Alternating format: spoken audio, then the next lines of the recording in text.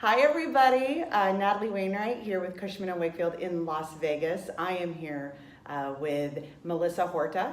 Melissa is new to our office and she is a medical office broker. Melissa, Yes. did you want to touch on where you came from before you came over? I came over from Ensemble, where we did all their medical office brokerage for 6 hospital campuses and 11 medical office buildings. Nice. And then before that, I was with HCA for 3 hospital campuses and I don't know, 7, something like that. But then they also had a whole other Nice. bunch Okay. of movies.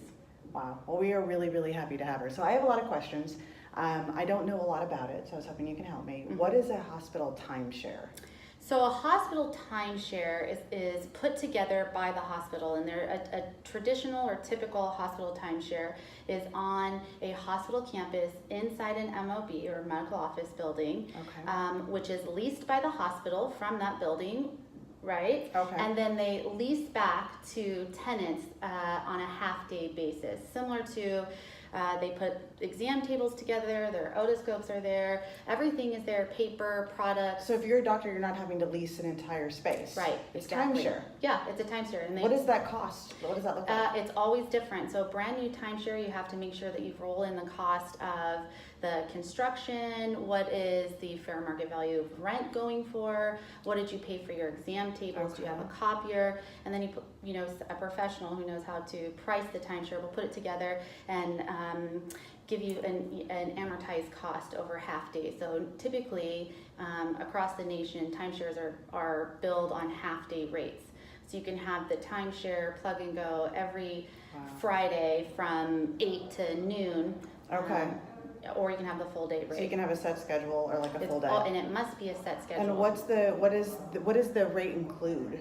The rate includes you come in with your staff typically, right? Some timeshares will allow you to they'll have a receptionist on staff. Okay. And that's built into the rate. Most or the majority of timeshares, specifically in Las Vegas, Henderson, do not have any staff included. So you, Mr. Doctor, Mrs. Doctor, come in with your laptop With and your equipment. staff? With your staff. Okay. You plug in, and when you leave, you take your equipment with you, and then the next doc comes in the same day or next day or however you've got it worked out. Is that something you're seeing a lot of here in this market? In theory, all hospitals should have timeshares inside the MOBs on their campus. It's an easy transition for a new doc coming to Vegas that you've recruited, or perhaps a doctor is looking to downsize but still wants to practice. Maybe you want to try out the doc on your campus before you have them commit to a full-time space. Wow. So in theory, all hospitals really should have timeshares on their campus. Okay, nice. So that would just be a benefit to the landlord. Is it a benefit to the tenant as well? A benefit to the doctor? Obviously, you're not signing a lease. What are some You of the are benefits? signing, you absolutely must sign a lease, and typically it's about a year-long lease. Okay, And you need- almost like a co-working situation. So in my Right. world, tech space and office space, it would be like a co-work. So that's what you're doing, but it's on medical side. Right, but it's very tricky when the hospital owns the timeshare or the Okay. hospital owns the medical building. Then you have to abide by Stark and anti-kickback laws, and it becomes a compliance issue if you do not have a third party overseeing that timeshare for you, making sure that the rate is appropriate for the market, making sure that the tenants are using the days and the times that they're supposed to be, making sure that you're doing what you do for one, you will do for all. It's definitely a compliance issue for hospitals if they don't have someone running it for them. Wow, Yeah, wonderful. yeah, Wow. it's fun. It sounds fun if you know it, but if you don't know about it, it sounds like it'd be a little intimidating. So I'm glad to be able to ask you the questions and then understand it. Not that I'm going to try to do it, but I'm glad that we have you here. I've actually taught other brokerage houses how to build timeshares and price them and evaluate them. You put a depreciation schedule together. I've done it for several on just off-campus MOBs that are affiliated, if you will, with a hospital that doesn't have an MOB. So, third-party landlords, even if they're not affiliated with a hospital, could, in theory, put together a timeshare if they wanted. Yeah. Right? So, I've built a ton of them around town, and Yeah.